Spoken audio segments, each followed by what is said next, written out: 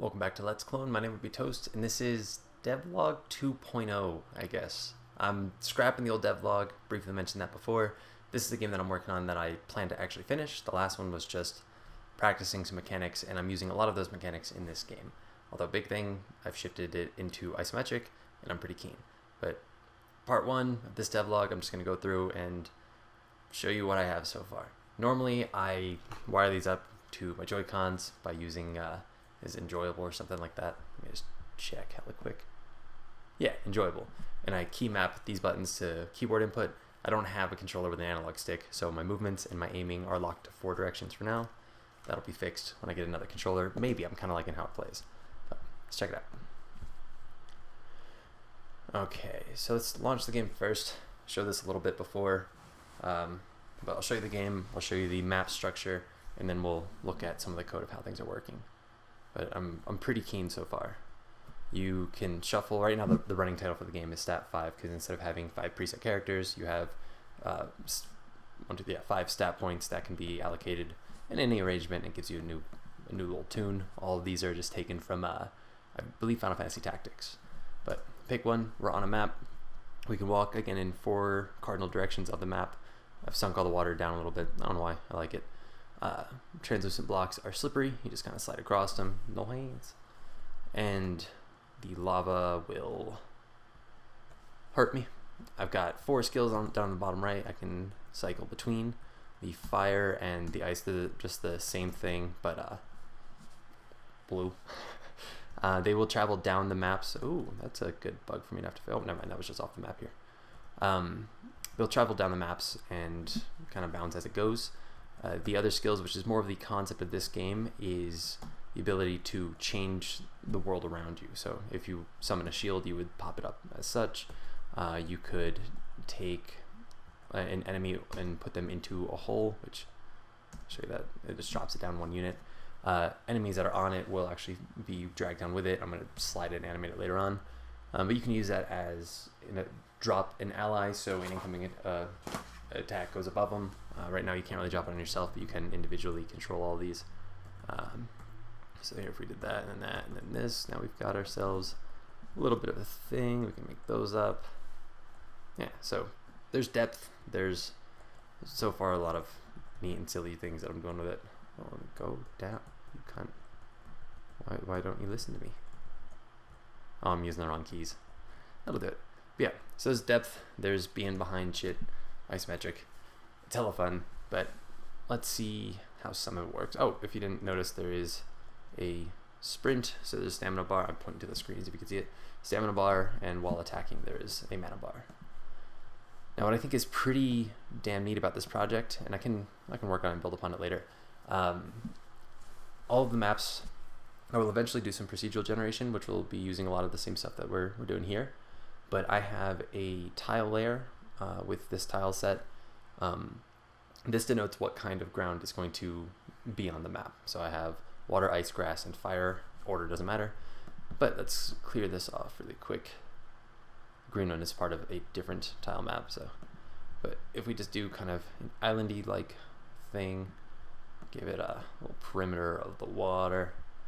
Maybe over in this corner, we got some. Actually, I can't have objects be on the last edge. We'll throw some fire, and then whoa, here we got a stone tower. But all you do is you draw that out, press play, and it's going to generate the map. I'm going to show you one more neat thing to get it back to this. It matters more when we get into the code. But here we have our guy, and we have our tower. We can walk around everything. We can still adjust the height of the map and such, and even these towers are they should, yeah, so I can actually move the towers and they'll reset. Now if I hit tab, this is what's kind of fun. The game is still rendered as such. I used to be able to walk my guy around, but now I can't. I might fix that later. The game is, all of the logic in the game is done in a typical 2D top-down grid.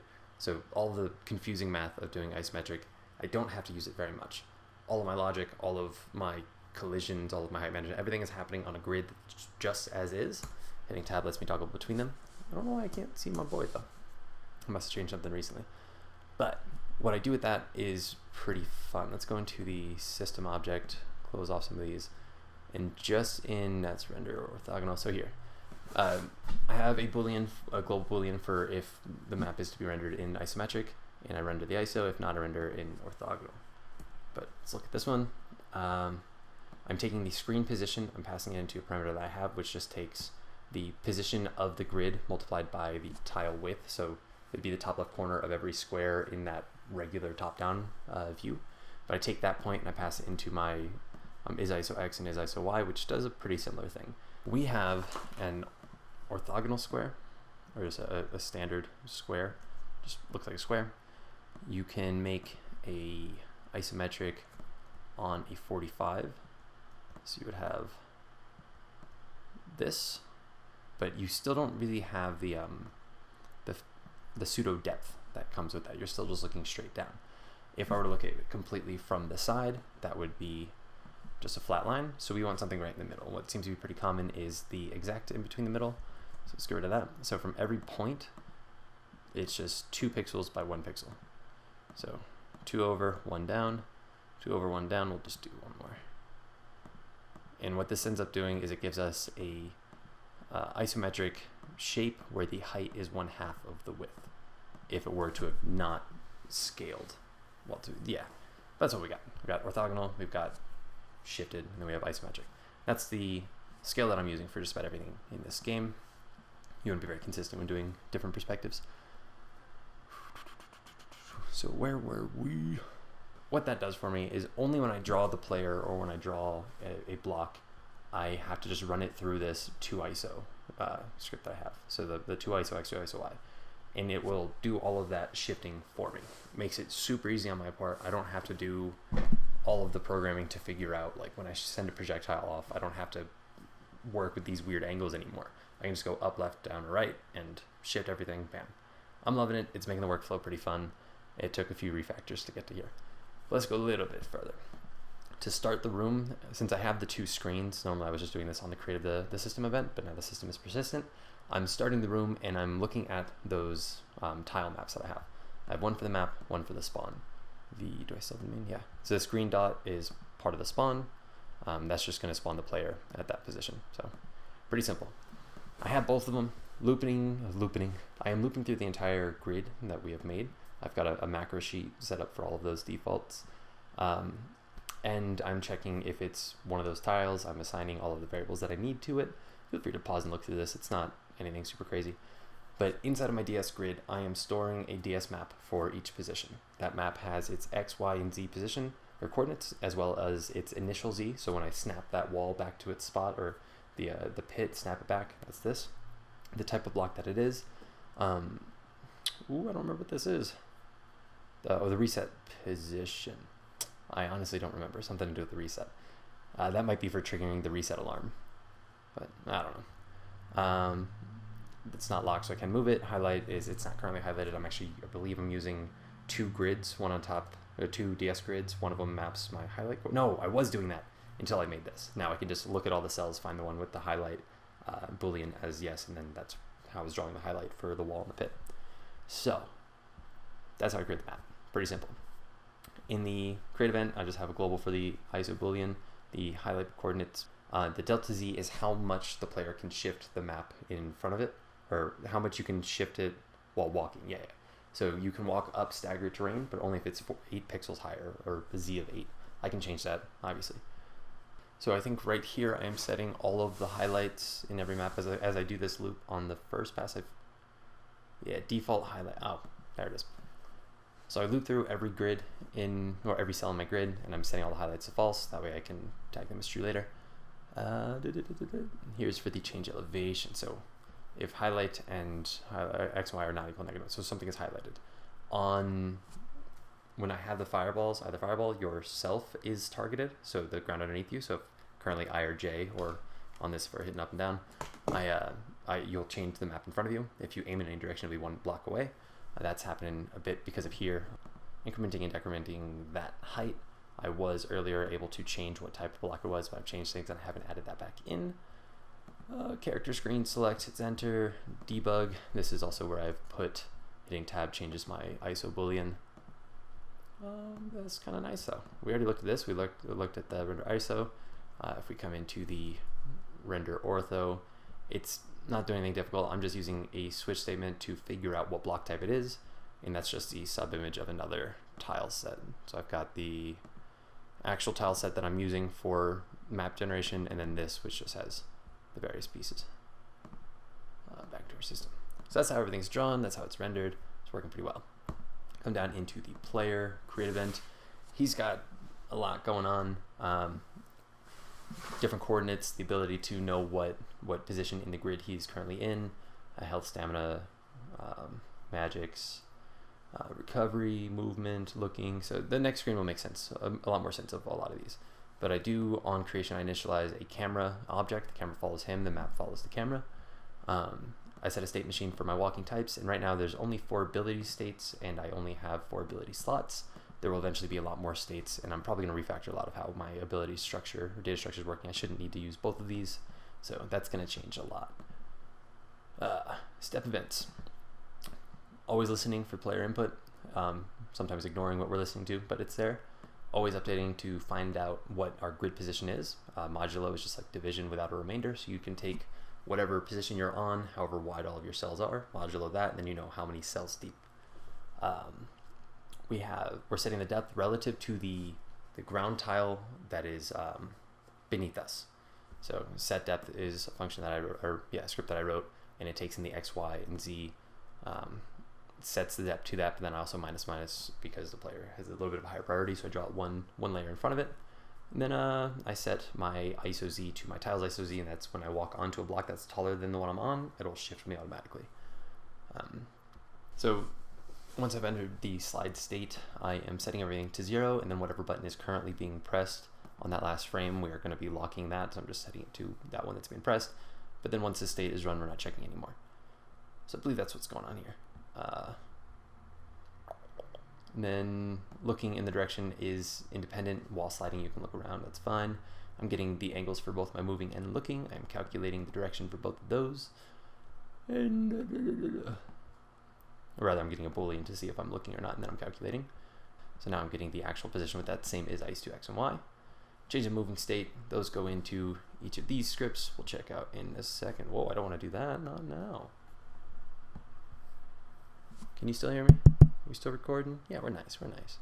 Yada, yada, yada. What else we got going on here? So skill select, hitting 1, 2, 3, or 4 toggles those. This will all be refactored and changed. Highlighting, target position, target X, target Y. This is the same type of grid modulo to figure out what position the target location is. Here, depending on what skill I have, there's a different target distance. The wall and the pit are 2 spaces in front of you. All the others just target the cell in front of you. And we have our abilities. We've got the floor is lava. This is just a very crude take damage if the tile is red.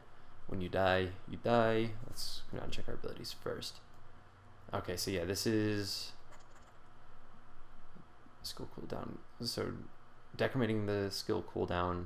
If I have enough mana, I can cast. If I'm hitting shift, then whichever my current skill is, I'll take those actions and call the script just to project them. These two are requiring that I am aiming.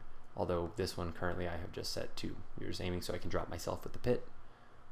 And player inputs don't really matter. You just saw all that. Drawing the player it's actually not too bad. It's a little bit convoluted at first because I'm just drawing all the sprites. I'm doing a GUI draw, and I could handle this from the system, but the player's taking care of it right now. Just drawing the abilities and all of the health stuff in the upper left corner.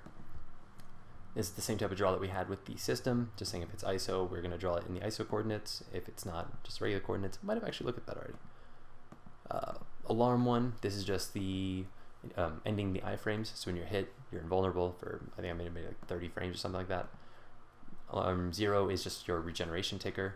So your health and your mana are going up by whatever your HPS and MPS is. And if you're not holding left shift, then your stamina will increase. So if you're not sprinting. That's just about all for the player and the system. The blocks don't really do anything special. They've got a similar position setup as the player. I could probably make a better hierarchy and get a parent that has all this stuff going on for it. Getting it to reset to its position is just triggering an alarm that will do just that. Find the the initial Z of its self, and then set its new Z position to that. Yeah, it's pretty similar to everything else right now. The blocks don't do anything different from one another really. The ice you slide on, that's pretty simple. The fire hurts you, that's pretty simple. And the water is sunk down one, that's pretty simple. Other than that, they don't really differ in what objects you can move or how fast they move, things like that. There's going to be a lot going on. This game has, I believe, a whole bunch of potential. And that would be just a very quick breakdown of what I'm working on right now. This is Stat 5. I don't know. The name's probably going to change. If you have any suggestions, please drop them.